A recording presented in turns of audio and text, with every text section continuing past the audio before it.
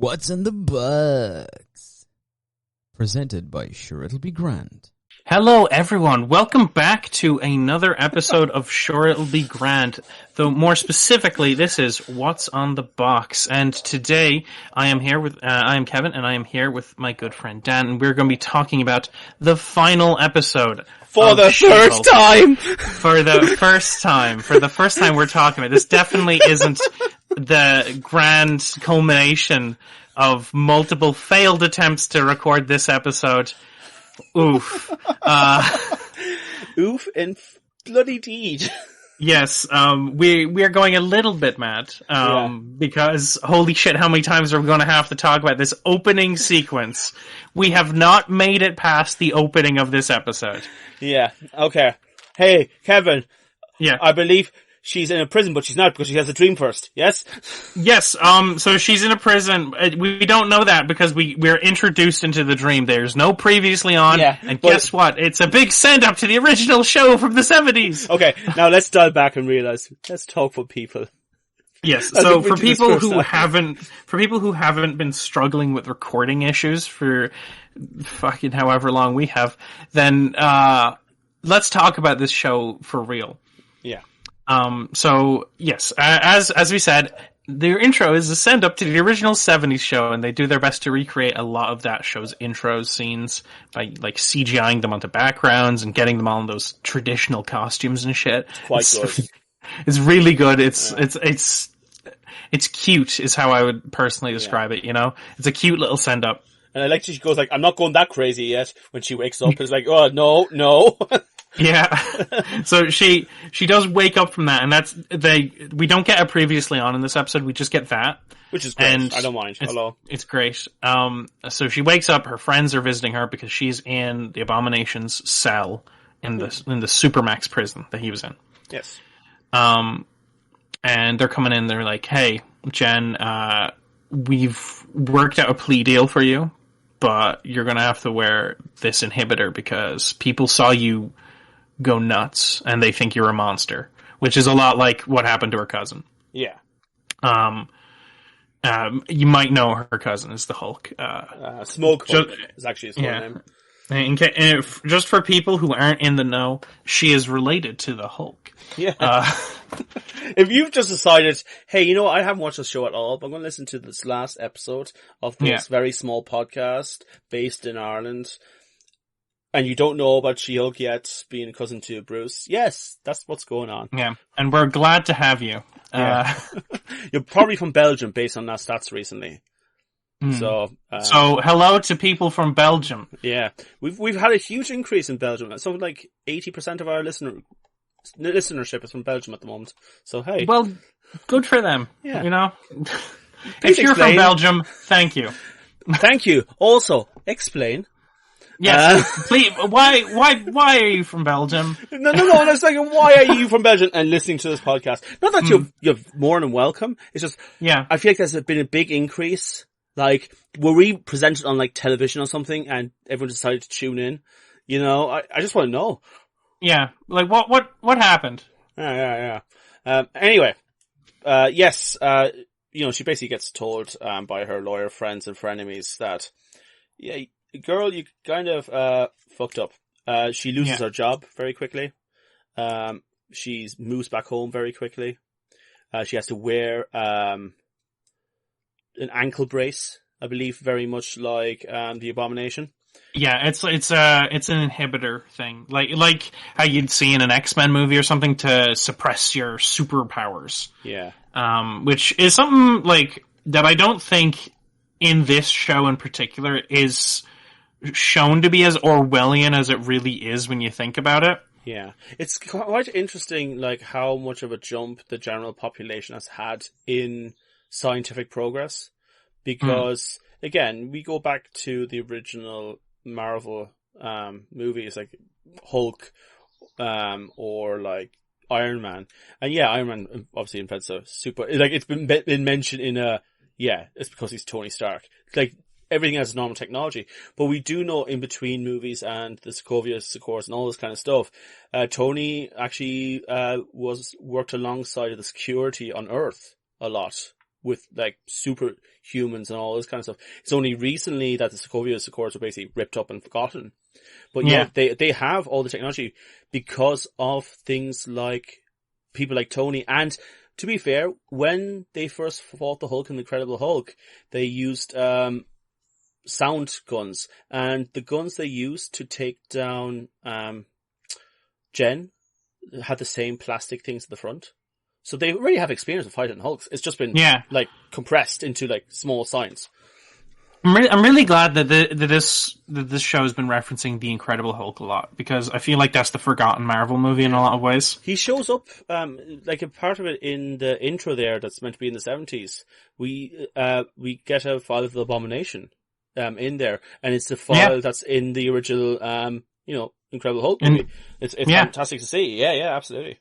I know that movie isn't perfect, but it's not as bad as people say. Like, people kind of think of it like that Thor, Iron Man's the first Avengers movie, but we know that's not true, because Iron Man shows up in literally the Hulk movie, in a movie before Iron Man came out, you know? No, Iron Man did come out before Incredible Hulk. Did he? Yes, it did. Are you sure? Yes, I believe they came out in the same year, but it was before. Okay. So before any of our Belgian fans correct us, I'm just kind of we know they're all hardcore Hulk and Iron Man fans. Yes. Otherwise they wouldn't be watching She-Hulk, I guess. Yeah. But then why did we even try to explain to them who Bruce was? Of course they knew it was the cousin of... Because it's customary. All Belgians need to know who the Hulk is, and they come to us for that information. Yes. Anyway, so what were we talking about? Oh yeah, She-Hulk.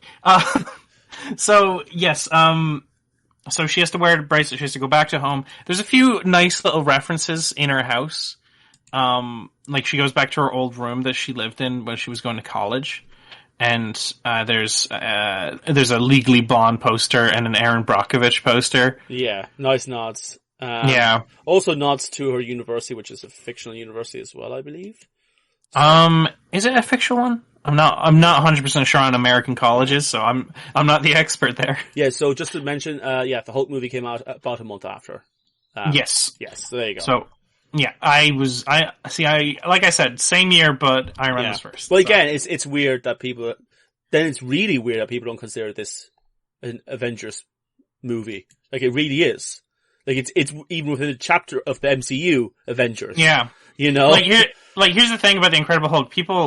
There's a scene, like the after credit scene is Iron Man showing up to be like, hey, Ross, I can help you out with your Green Man problem. Yeah. But like, when you really fucking think about it, that's the end credit scene that solidified the MCU.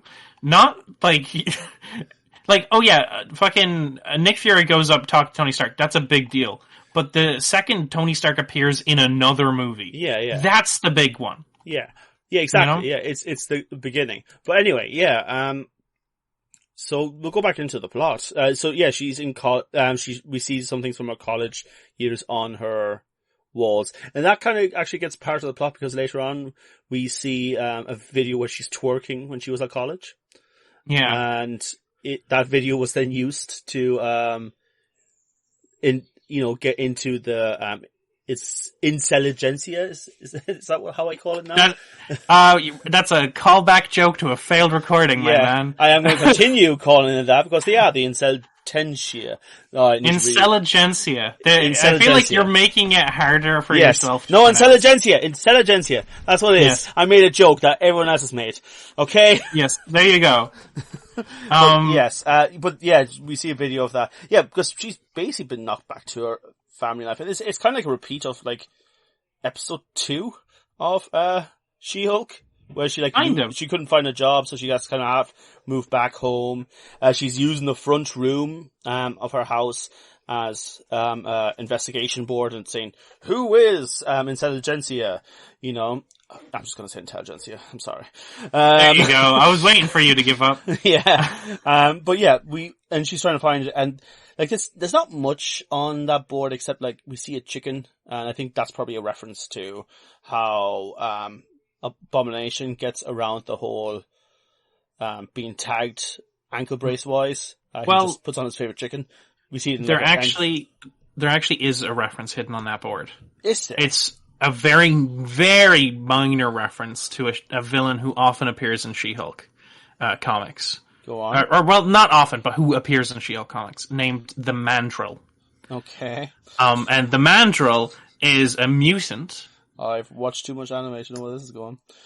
Is a mutant who has first of all, he's a misogynist, is one of his more notable character traits. But his power is that he has pheromones to control people's minds. Oh, I mean, yeah, that's dodgy. Then again, Poison Ivy, you know. Yeah, I mean, to be fair, it's sus when Poison Ivy does it too. People just don't talk about it. No, they don't. But that's because she's a female. Mm. And I mentioned the female thing because I want to kind of tie it back because there's later scenes where they make a joke that all these weirdos on these boards always say female instead of saying woman. And I think part of it is to appear intellectual, and I think there's also a bit of transphobia going on there in general with these people, usually when they use those terms. But one thing I found funny is the lawyer competition, the gala did the same thing. And I thought, is there a connection there with intelligentsia and the lawyer? It's like, no, it's just general misogyny, you know? Yeah. Yeah, no, it's like that. That's pretty much it. You know, it's just misogyny. Yeah. Is the whole motivation here? There's a scene. I think this episode is very difficult to talk about in order, so we might just hop around the place a bit here. So. Yeah. There's a scene later on where Pug and character whose name I have forgotten again. I'm impressed you remember Pug's name. Well, that's very simply because of one of our failed recordings. I very adamantly was like, his name is Pug. Yeah. That's his name. Why do you forget it? And the other one I can't remember. Nikki, wasn't it? Yes. Nikki Ramos? Vicky, something like that. I think it's Nikki Ramos, yeah. But anyway, she and him have to infiltrate an intelligentsia meetup. Yeah. So they post the She-Hulk twerking video. It's a different twerking video. I'm gonna be honest, I think this is directly a joke about all the sad twerking. Loser men who are giving out about the twerking, like us. Exactly, yeah. I think that's exactly what it was. And you know what, Kevin? That's on fair. us, yeah. That's fair. Yeah. Yeah, you got us. Fair enough. Yeah, fair on them. Yeah. But, so, they post it, and everyone's like, God, I can't believe, she was partying instead of, studying. I want to say, there's a nice little reference that they have a really poor phone reception. And because we're not explicitly told where this event is from their point of view at this stage, but it's because they're in the Abominations area where Jen was walking around for about 10 minutes trying to get internet connection. Yeah. And that's a good connector. Yeah. So Pug has to go in because obviously Nikki couldn't go in, because she's a woman and she would... Female. Sorry. She's a woman, and I refuse to refer to someone as female. Yeah. But yeah, so Pug goes in with an earpiece in, and gets everything he needs to say told to him through the earpiece. And he only just reads females, and that's all he had to do to be accepted into the group. You know? Yeah, they make it out it's going to be difficult to blend in. It's no, it's not. You just need to kind of be a dick. Yeah. And Pug has a hard time doing it too. Because he seems like he's a genuine guy, and yeah, I mean, in the comics, he's kind of like a love interest with Jen. Will they, won't they, kind of thing. So I think that I think the show will probably eventually. I think there'll be a season 2, to be honest, and I think we'll get to the point where we get the will they, won't they. To be fair, I've only remember seeing him 2 or 3 times so far in this show, and he never made a huge impression. But yeah, I mean, maybe he'll become a bigger character. Yeah. In the future, but he wasn't a huge character, but I do like him. Right now, he's a good pal. Yeah, I like him. He's fun. He's got a fun energy to him. And he'll put he'll investigate a barn full of misogynists on behalf of his friend. He's a good egg. He hooks his friends up with connections to like superhero tailors. Yeah, absolutely. You know, he's a good guy. Yeah. So yeah, he goes in and like gets in with these fucking weirdos, and he meets our good old weirdo from one of the dates, who's there as well, surprising literally no one. Yeah. It was his name Kurt, is it? Todd. I knew it was something to that effect. Yeah. But yeah, Todd is there because of fucking course Todd is there. He's, like, if he wasn't here, that would be a bigger twist. But that's kind of the point. Yeah. Of the whole Todd is here thing. Like, even the characters like Todd. Oh, no, wait, that makes sense. Yeah. But yeah, so yeah, Todd was behind it all.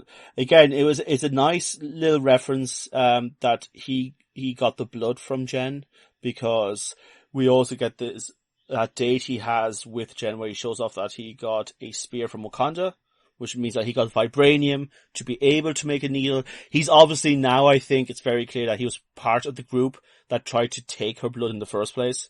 Yeah. You know. Well, I mean, like we already knew that the first group, the Wrecking Crew. Yeah. We already kind of knew they were connected to intelligentsia. Yeah. But even now people have looked at it and Todd is actually just one of them. He's just never. Oh, is he? Yeah. No, he sounds exactly the same, has the same mouth. Okay. Yeah. So people say, yeah, okay, that's clearly Todd. So Todd has been part of this the whole time. It's always been Todd. Yeah. It's fucking Usual Suspects Todd. moment there. Do. But yeah. So it's also revealed that Todd is the Hulk King. He's not the leader. I'm sorry, guys. I was wrong. Yeah. I'm sorry to all my fans who thought I was right. Yes, exactly. Well, head over to Jen now. Jen is, at home. She's sad. She texts her cousin, Smug Hulk. He won't answer. Phone's very shitty to her as well, saying, "Oh, you still have no matches," and yeah, no. Well, that didn't happen in the. We just know her phone is shitty in general to her. Just in general, it tells her that, there's no one looking out for, no one fancies her, her cousin won't message her back, even, Abomination won't text back now, and she was like, well, it was an open invitation any time, so she goes up. There's also a moment, we're just skipping over here, because she actually she breaks the fourth wall a lot more in this episode leading up to this point. Yeah. And there's a moment where she's lying on the bed and she looks directly into the camera and is like, is this what you guys want? Yeah. Because she's at the lowest point in her life and she's just asking, is this what audiences want to see? Well, I'm not even sure it's just audience she's asking either. I think it's a big question. It's the audience, it's people who run Marvel. I think it's herself in a way as well. Is this what you actually want? She's downtrodden, and we know what usually happens in these shows, that we find out the big enemy and now the hero has to fight it. The enemy probably has some weird connection, that they have some super soldier serum or daddy issues. It's the same old stuff, and she asks us, is this what we want? And frankly, it looks like the show is going to give it to us. Yeah. So fast forward, she goes to the Abomination's compound. He's not around. She's not able to get a hold of him for a bit. Yeah. She reads some haikus. They're terrible. Terrible haikus. Yeah. And they have edited his head onto the book. Yeah, very badly. Yeah. It's so bad. Yeah. She's talking to the guy who was in the Wrecking Crew before. Really I'm the really nice dude. I'm genuinely surprised that he didn't end up being a bad guy. He's just chill. Yeah. The whole time. He just kind of fucked up a bit, and Yeah, and I like that. I like that they were like, you know what, he fucked up, but he's owning up to it, and now he's a good guy. And I like that. Yeah, I do too. And one thing I would say is interesting as well. It now makes sense because we find out later on Dimitri does talks for the intelligentsia, because he just talks for that group, and clearly this lad was part of this group as well, and then got connected to him, and that's why he started joining therapy. There's actually a organic connection there, Yeah, that's nice too. It's one of those things. I think this episode does really well, and it might honestly do a bit better than a lot of other shows, Marvel shows at least, at setting up the final twists. Yeah. Because the whole thing of, they're on the Abomination's compound, that's where the intelligentsia is meeting. And it's set up by Team Infiltrator not having any phone service. That's our first setup. And our second setup is that, well, we know that the Wrecker got connected to Abomination somehow. You know? Yeah. Like, I think there's like a lot of decent setups to this. Yeah. But yeah, so, you know, she eventually, figures out what's going on, goes into the big talk, that the Abomination has, and it's just a bunch of incels who got a host in to tell them to regain their power and all that. And to be fair, he makes it very clear to Jan, said, hey, look, I'm sorry. And he says, look, I'm doing this for money. This is no ethical thing. He does not condone this. He just wants to make money. Fair fucks to him for admitting it. It's just for the money. Yeah. He's took off his inhibitor. He's full Abomination, at the moment. This is the first time I think we've properly gotten a good look at him. I don't think it looks that bad. The face is a bit weird. I feel like it should be a bit more monstery. Yeah, I think it was. I think it was fine in the gone prison. over details a few more times, but look, it's a TV show, and in the movies he'll look much better. That's how it is. Plus, the VFX team moved on to another project. Wakanda!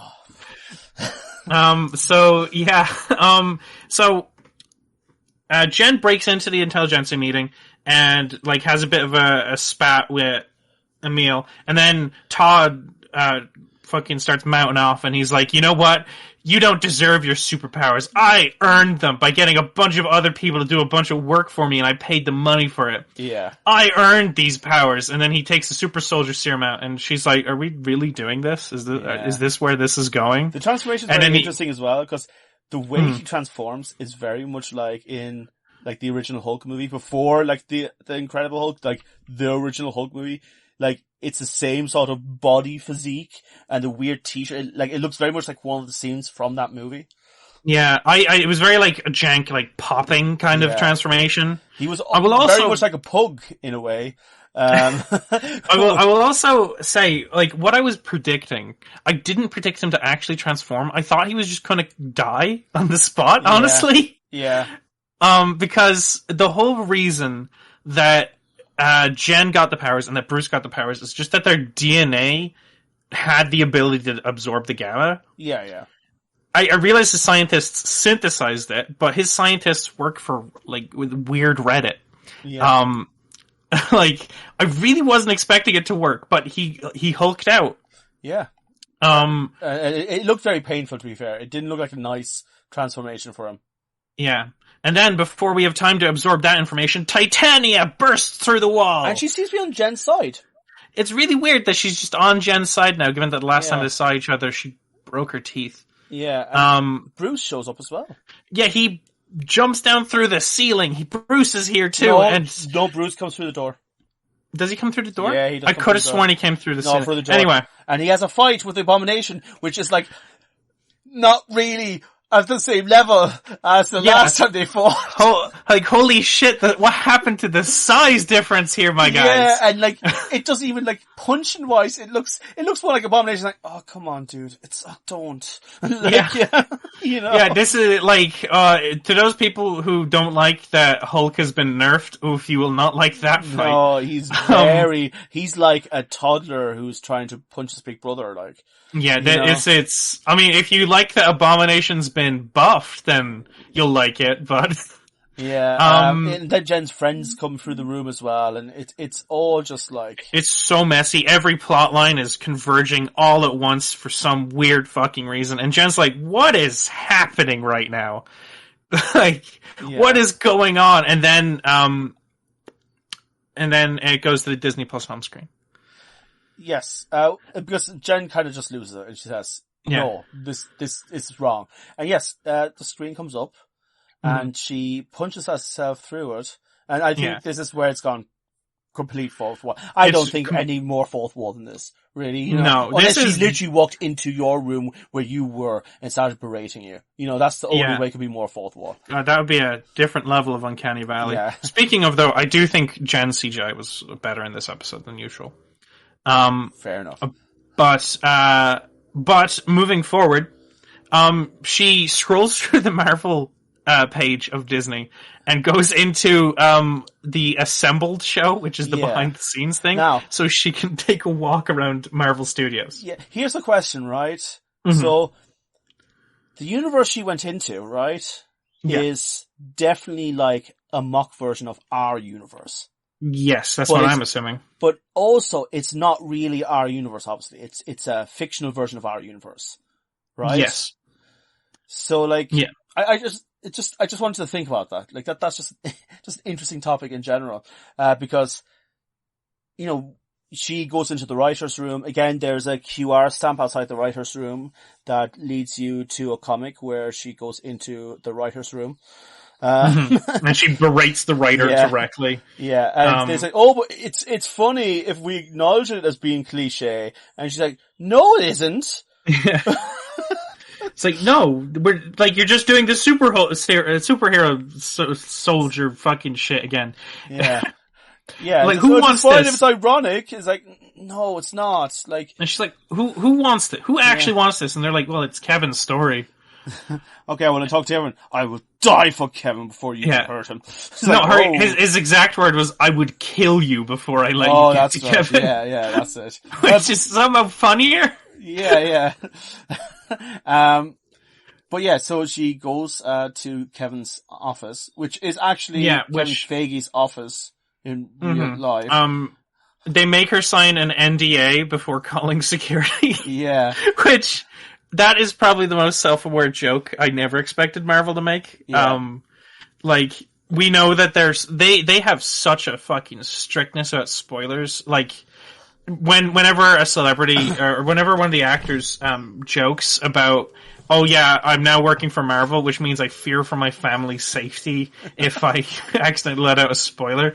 Like, part of it's like, oh, haha, funny, and the other part is like, how serious is this stuff? Yeah. Like, is it like Feige has basically made a meme out of himself to be that tyrannical about it, you know? Yeah. Like, he has shot videos of himself just looking into the camera, like, silently, like, that's what he does now. Yeah, but it like, also, there's this whole thing going through it, where they're like, oh, you can't just talk to Feige. Whereas, in like interviews and stuff, the Miss Marvel's actress has said that she could just text him whenever and ask him about shit. Yeah. I like great. That. I really just, like, before we go on to the next one, I just love the self-awareness. Like, say what you want. I think Marvel very much knows what their fans are feeling and what they're joking about, what they take serious.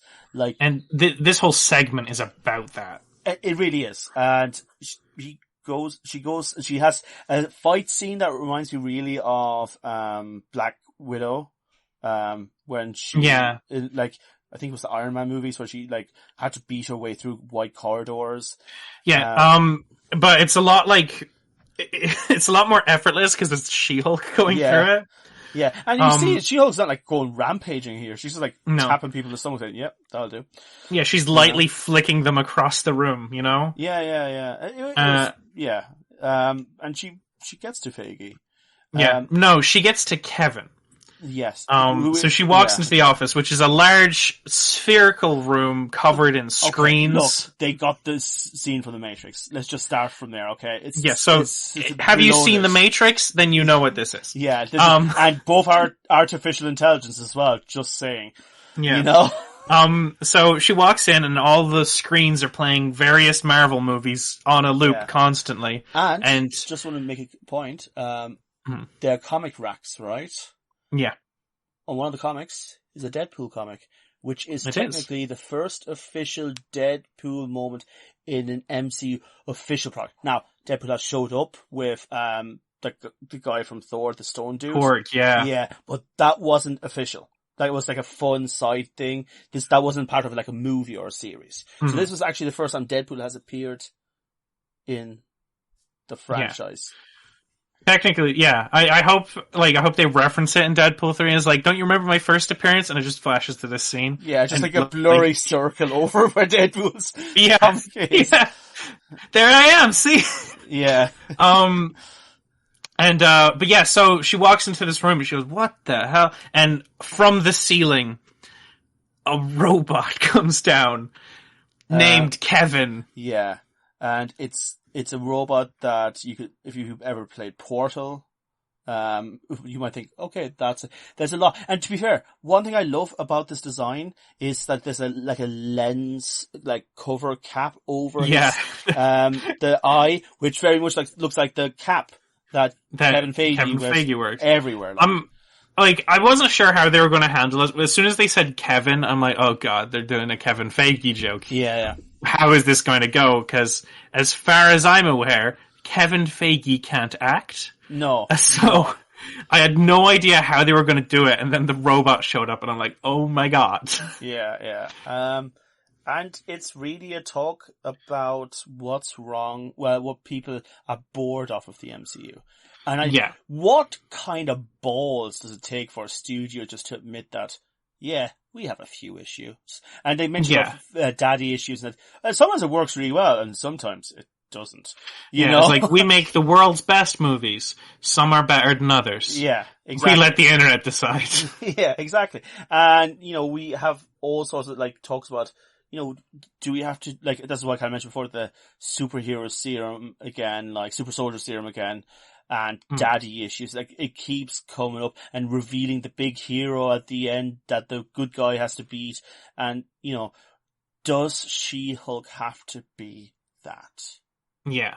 And I will also say that the superhero, super soldier serum thing can also just kind of be blanketed on, they have to fight the person who has the same powers as them. Yeah, it doesn't have to be exactly a serum. Yeah. But it's and I think that's kind of what they were hinting towards as well, to be fair. Yeah. And we kind of go through a few questions. She asked about the X-Men. And we have to mention this fucking is but before we talk, you need to transform back to Jen. Why? You're too expensive. Yeah, the VFX team is working on another project right now, and they had the Wakanda drums playing at that moment. And it's just wonderful. Yes, I love it. It's just such a dumb joke. Yeah. But we get some interesting questions. Obviously, the one I just mentioned, we get a question about when the X-Men are gonna show up, and he goes, I can't tell you that. But I love how she looks towards camera and just does this most nerdiest, kid, thumbs up going, I got you, bro. Honestly, does it sound terrible that the moment that happened, I felt Jen became one of my favorite top 3 characters in the MCU. I don't know, I've enjoyed her in general. I genuinely have. I genuinely have. She has been fun. She's interesting. Again, it's one of those things that I always prefer Jen over She-Hulk transformation Jen, but in general, it's just been a great laugh and a nice study into a character that isn't wrapped up in, everything's terrible. Oh, I must do this because something terrible has happened to me. Or, actually, Miss Marvel is one of the few that has done a very good job with that as well. Miss Marvel, yeah. I'll say I probably wouldn't say top 3. I'm not sure who my top 3 are, but I'm not sure I'd call her top 3, but I will say she's endeared herself to me more the more she's broken the fourth wall. Yeah. And just talked as a person. I feel like the script got a little tighter as the show went on, and this is the tightest the script has been. There was talks about reshoots, and I feel like what's happened here is I actually think the whole Feige thing, or Kevin thing, may actually have been a reshoot. I think they may have literally just said, shit, we're not going to end it like it always does. Everyone has already predicted this. Let's really turn it on its head. Yeah. So she talks to him, she asks, where's the X-Men, where's such and such, blah, blah, blah, blah, blah. Yeah. But then, she's like, okay, we have to change the ending because, we can't just do the same ending that every one of these Marvel shows has done. Yeah. So she literally goes in and piece by piece edits the ending she was going to get. So she, first of all, it's like, get rid of Super Soldier Serum. It's dumb. We don't need it. Yeah. And he edits it right then and there, which shows that he has a weird godlike control over the MCU. Or the MCU is a simulation. Or the MCU is a simulation, or none of this is real and this is just an inner monologue in Jen's head. Or the universe has more than black and white answers in the MCU and we should just enjoy it for what it is. Yeah, or maybe let's just have fun, you know? Yeah. It's just a fourth wall break in a show that changed the story. Also, it doesn't have to mean things. Maybe this is a way for Kevin Feige to come out front and say he's a robot. Yeah. It could be. It could genuinely be. Yeah. When was the last time someone took his blood? That is not me endorsing taking Kevin Feige's blood, by the way. Okay, now we'll have a whole Kevin Feige series where there's criminals like you on the balaclava trying to get his blood. So they can get the powers of the MCU. The DC universe will be sponsoring you. Be great. I mean, is there any money in the DC universe sponsoring me? Yes, there's lots of money. I don't know. It's spent poorly, which is why you'll get the show. Well, anyway, I mean, there actually is a DC character who is just one of the writers in the comics, and his power is the ability to write the story. Yeah. But yeah, so she edits the ending. The first thing she changes, gets rid of the Super Soldier Serum. Second thing she changes is that she says Hulk doesn't need to be here. Makes no sense. Yeah. For him to just pop out of nowhere, out of the sky. Yeah. Then she's like, Emil has to take responsibility for his actions. And I love that. I think that was the best way forward. I know we get a bit of a twist at the end, but the fact that Emil was just like, yeah, no, look, I fucked up. I'll go back to prison and do my thing. We'll talk about that a little later because obviously things will change. But yeah, I enjoyed that. And she mentions, hey, I want Deadpool back for another cameo. A girl needs it. Oh no, Daredevil, not Deadpool. Oh, sorry, Daredevil. That'd be a fucking... Yeah. We want Deadpool back. Sorry, back? Where is he? Here. Ryan Reynolds. Bring me Deadpool or bring me Death. I can imagine like they have a Deadpool scene now in the movie where he kills Kevin the robot. I'm now expecting that this office will reappear in the Deadpool movie. It'll be the opening scene of them, like, they'll be talking about his contract. Yeah. Either that or an end credits. I want them to open with it. Open with that scene or no balls, Marvel. Or like, She-Hulk comes onto the set while, like, he's talking to the robot and trying to, like, destroy Kevin, and, like, She-Hulk just grabs him and throws him into the MCU, and that's how he ends up in the MCU. Yeah. Like, he just literally gets pulled in, because, like, I don't know. Whatever. Look, I'm looking forward to it. But, yeah. And, so then, after changing all the endings, she has to say goodbye, and he says, I'll see you on the big screen. Yeah. And she's like, really? And he's like, no. Which I think she'll show up on the big screen. Here's the thing. We already know he's lying because Hulk showed up in the ending. Yeah. And we also know he's lying because he brought back Daredevil as well. Like, he literally popped him into existence. It's like a Sims character's being dropped in. Yeah. You know, the way I was thinking more like the Mii's on the Wii menu where you just grab them by the head and drop them. That's exactly what I'm thinking.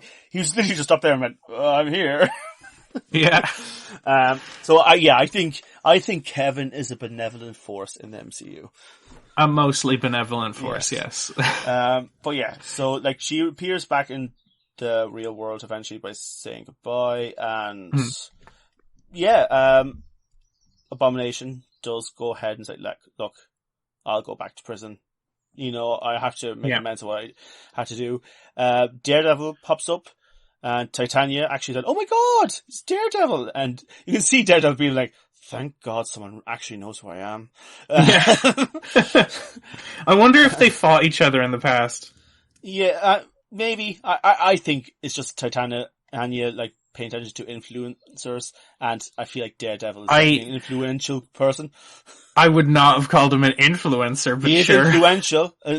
He is. Being influential and being an influencer do mean different things. No, but here's the deal. Here's the deal, right? Superheroes are influencers. Is that your hot take? No, it's not a hot take. It's just a straight on take. These are people who are in the limelight, who influence things. Like, we literally saw it in Winter Soldier and Bucky and Winter Soldier movie, TV show thingy, where New Cap goes around and talks to the cameras around. That's what he is. He is an influencer. He's not an influencer like, oh, buy shampoo from this company, but he is an influencer. That's what superheroes are in this universe. We don't have an equivalent to the real world in that. You know? I guess lacking a proper equivalency does mean that I have to concede this point here, but I'll come up with something that'll make you mad in a later podcast. You're going to go to Kevin Feige and ask him to actually bring influencers into the MCU, aren't you? We already have one in Titania, but sure. Yeah. Well, she's, and guess what? What does she have? Superpowers. There we go! However, she's not a superhero, she's a supervillain. But we know in some, well, she could be both. She's not even full-out villain yet in this, either. I consider people who peddle weird makeup products villains. In the MCU. Okay, but yeah, not trying to skip anything, I don't think. Yeah. We end up with Jen and Daredevil at her family, and they're having dinner. And they're outside, and Daredevil's being roasted. He's being the most charming Charlie Cox can be. Wonderful. But he's also being roasted by the parents saying, how much money do you make? And she's like, he's only here for a week for a visit. But they seem to be at least temporarily dating. Yes. You know? I wouldn't be surprised if, and I know this might make some fans angry, I wouldn't be surprised if she appears in the Daredevil series. Or at least is mentioned. I hope, look, I'm okay if they're not going to have the relationship continuing into Daredevil, but I like the idea that they can be on and off again, couple. They realize they live at the other end of the country, but maybe that's enough for Jen when she comes back. And I kind of have a boyfriend. I meet this guy once in a while that I like, but, at the moment our lives don't mesh, so we have no promise on each other, And I'm okay with that. I think that'll be healthy. I think that adds to possible comedic scenarios. For example, if she, in the next season, she gets a permanent boyfriend and Daredevil pops in. For a visit. And it's like, well, I came in to visit you, but, perhaps I should have called. Oh, I can imagine her saying, hey, just 1 second, I just have to call someone. And she just runs off hey, is it okay if we, and he goes, yeah, no, I thought that was what we were doing anyway. It's oh, okay, good, alright. Talk to you next time, bye. And she leaves, I'd be cool with that. I'd be really on top of that. I'd be like, yeah, give me that. They just update each other with their relationship status just in case they're in town with each other at the same time and single. Yeah, exactly. And I think they're just going to be romantic friends. With benefits. Yes. Well, yes. Yeah. I would say that's the romantic part, but sure. But here's the thing. So we were talking before, we were asking what's up with Hulk, where he is as well with Feige. And it said, oh, leave it to the movie. But they didn't leave it to the movie, did they, Kevin? No, Kevin couldn't hold himself back from adding in one little Marvel tease right at the end. Yeah. As Hulk comes back in and he introduces everyone to his son, Scar. The Junior Avengers, is that the name for the young team? Young Avengers. Young Avengers. They just have about everyone now. Scar's there. They have everything for the Young Avengers except a time slot for when that movie comes out. Here's the question, right? World War Hulk. Mm-hmm. As it seems now, he's back from the planet, and he has a fully grown son. Do you think we'll see what happened there in a movie? Or do you think World War Hulk will take on another form? This is just the deal. He has a son. I think it will be... See, I think it's too late for World War Hulk now. We have progressed this character to a different point. I agree, because I was talking about that to someone, we've already seen him on this planet very much like World War Hulk, where he had to leave. And are you going to return him to another planet that he was accidentally sent to by a rocket ship? Yeah. We've already hit all of the major plot beats of World War Hulk in different points. Yeah. The only plot beat we haven't hit is the Hulk going around and killing the Illuminati, which unfortunately Scarlet Witch beat him to it. Yeah, and we're not going to have a repeat of that. And to be honest, I can see at least Bruce Banner Hulk that we know from the MCU hurting anyone in the Illuminati that would exist in our world. No. He's not that kind of guy, you know? Unless there's like this huge power shift where the old Rage Monster Hulk comes back and maybe even gets a World Breaker buff. If you're aware of the World Breaker stuff from the comics. It would definitely have to be some sort of heartbreaking, because even our dopey, angry Hulk is kind of nice.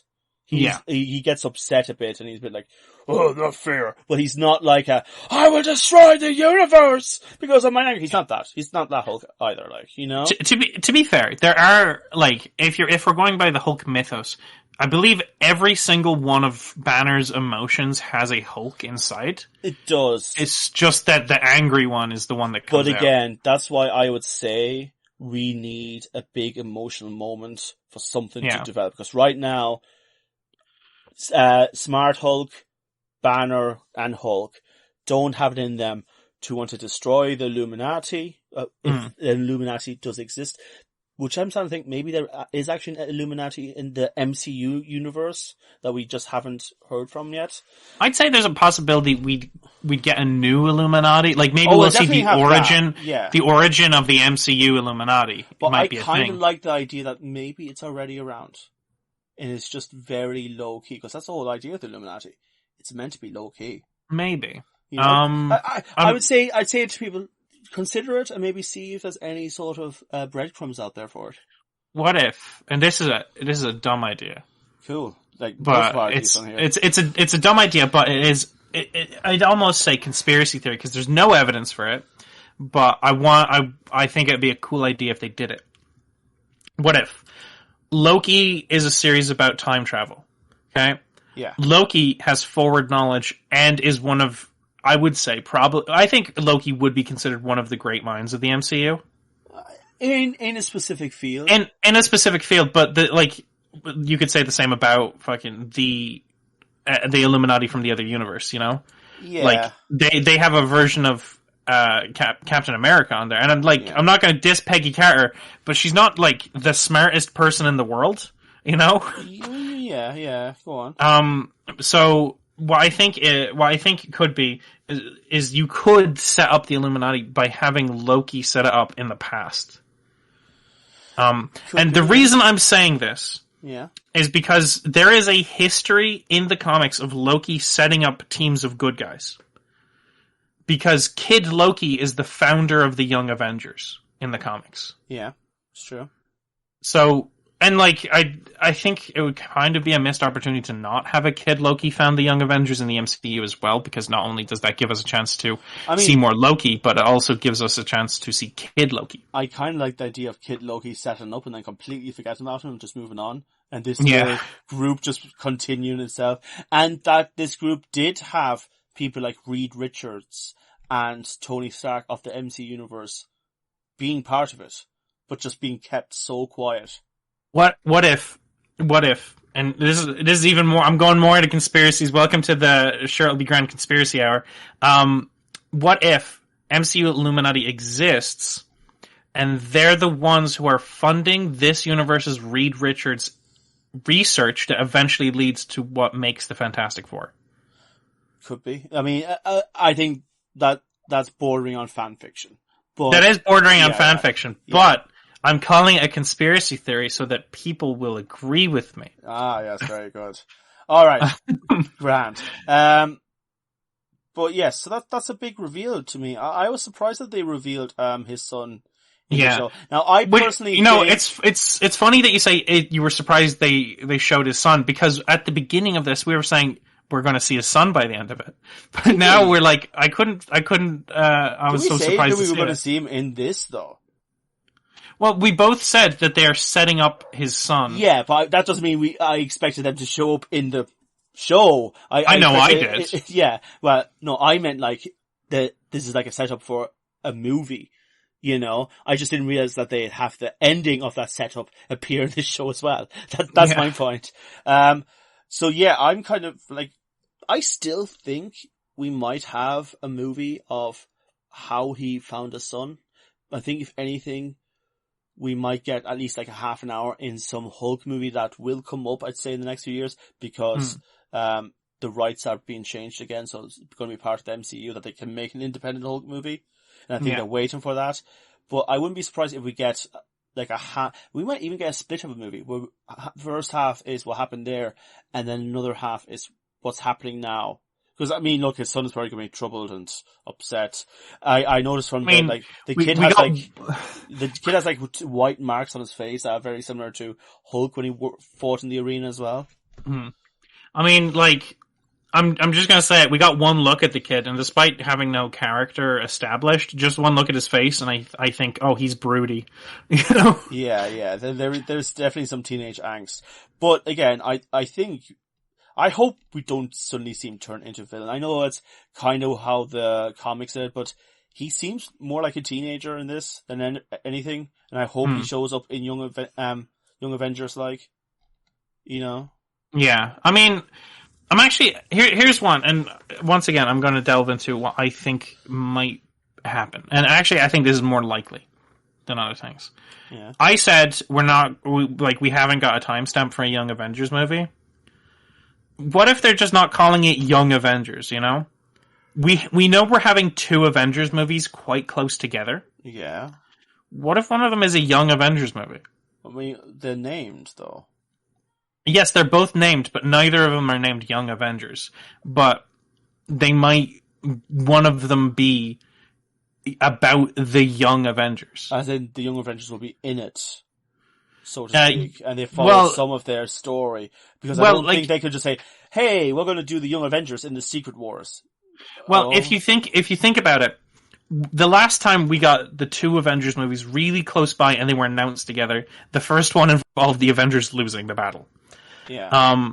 What if the Young Avengers are formed to try and beat the bad guy that the Avengers failed to beat?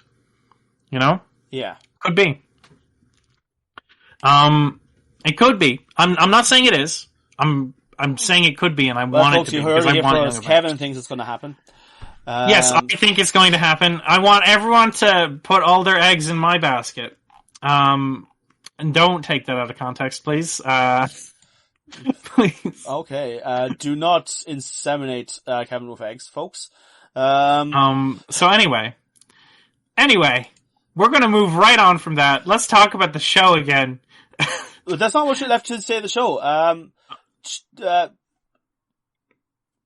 show Jen kind of goes back to court. I guess she's been rehired. She's suing Todd. She might be rehired. She might be working on her own private practice because that's a lesson she'd learned from Daredevil in the show. And she gets a big question asked by a reporter out the side of the building, asking her, so, are you going to stop people being a superhero or a lawyer? And she goes, both. Which is great, because like in the beginning she was like, no, I'm not going to be a superhero.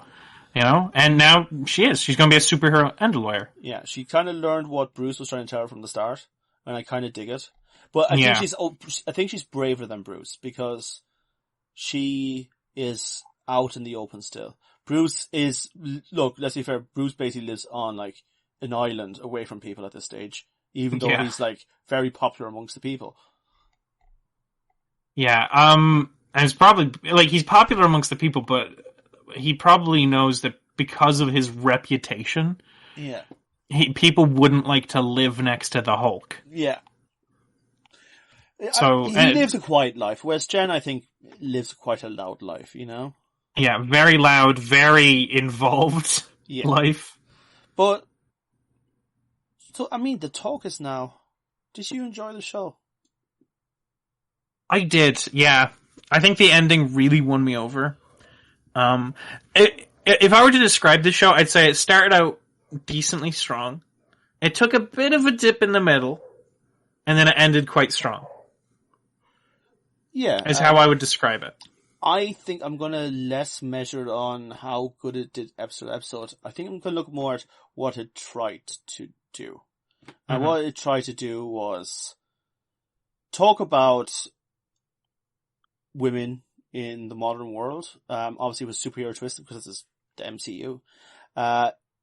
And it kind of try to show what the real villains in our reality is, how kind of pathetic they are, and actually not as powerful as they think they are.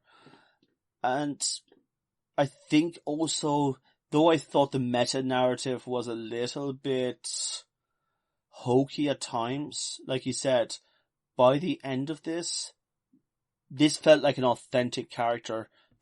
There was enough identity here to really pull her away from anything else in the MCU. You know? Until Deadpool arrives, but we'll see how that goes when it happens. Yeah. So, I enjoyed the show. I understand why it's not for everyone. It is kind of a slice of life, girl in the big city, trying to make her way and push against, toxic masculinity and that kind of stuff. And if that's not your thing, I'm not saying that you're sexist or anything. It's just not everyone's TV. Yeah. But I'm glad the MCU kind of has the balls to tell these stories. I was listening to a video that was going over this episode. It says, you know what? It has been the most inventive thing since Wolf by Midnight. Werewolf by Night, yeah. Yeah. And it's just like, yeah, that's probably fair. But like in general, this was a interesting step out of the status quo. Yeah, I'm really hoping that both this and Werewolf by Night gives me a lot of hope for future MCU projects. Because I will admit, Phase 4 has been very by the book samey in a lot of regards. It makes sense. So look, we have gone through COVID. That's what most of this era's gone through. They basically had to pick up the scraps and deal with it. Sometimes it worked, like with the television shows, and sometimes you got Hulk, Love and Thunder. Thor, Love and Thunder. I don't care. I would rather watch Hulk, Love... Actually, hold on. Hulk, Love and Thunder is basically She-Hulk, yeah? Kinda, yeah. Yeah. Sorry, folks. I recorded 2 episodes back to back today, so I'm a bit loopy. Yes. But yeah. I think, just to leave it, I like She-Hulk. That's kind of my closing argument. My main argument is that I like what the MCU is trying to do. I like that it's trying to experiment, and I hope this wasn't just a dip and they're just going to go back to formula with the next movie. I want them to, because that's the whole point of the MCU in the first place. It got such a big audience because it messed with the comics in the first place. It did the unexpected.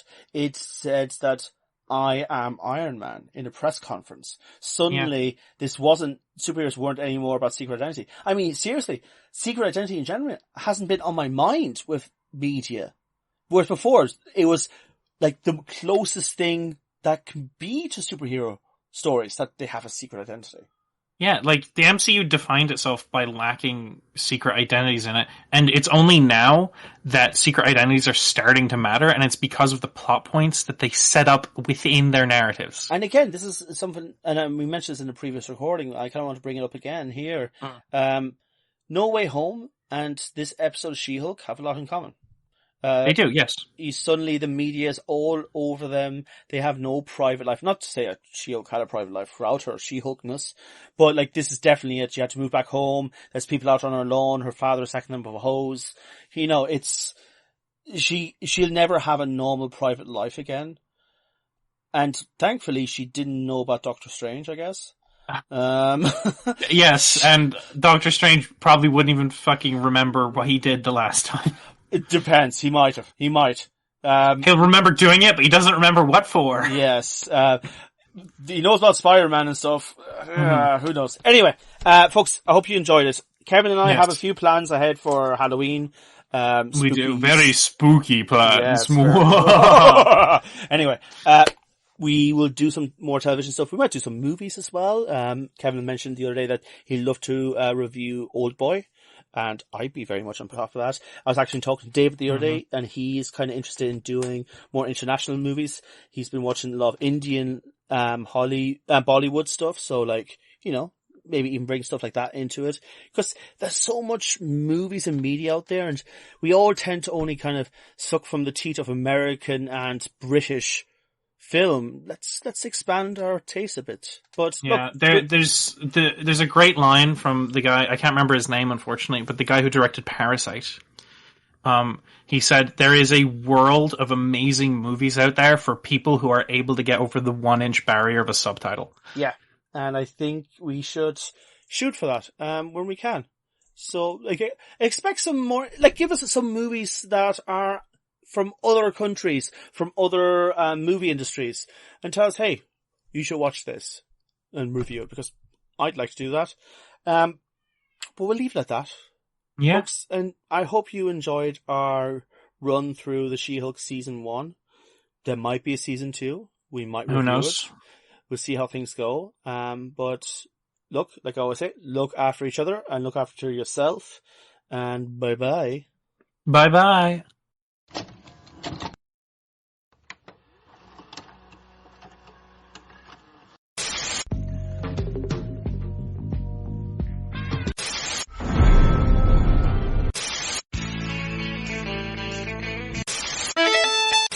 What's in the Box? Presented by Sure It'll Be Grand.